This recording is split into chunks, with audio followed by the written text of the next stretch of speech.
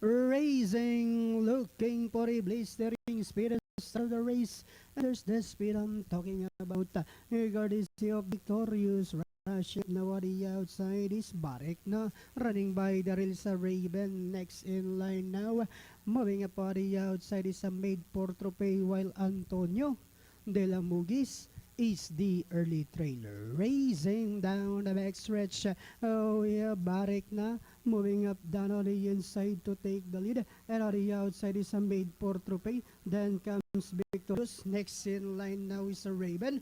And a long way back to Antonio de la Mugis, who's rushing up now on the outside to take part. Inside the tres octavo, two runners now fighting around for the lead. Made for Trophy now moving up on the outside to take the lead. Shuffle back in second is a Barek na. Then moving up now on the outside is Antonio de la Mugis. Next in line is a Victorious, while Raven is still racing in less. And they are now entering the home stretch. We have Made for Trophy by about 2 lengths. Moving up now on the outside is Barek na.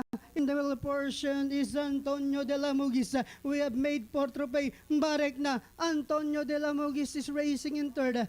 Last 50 meters we have Made for Trophy. Second is a Barek na. Antonio de la Mugis. Victorious and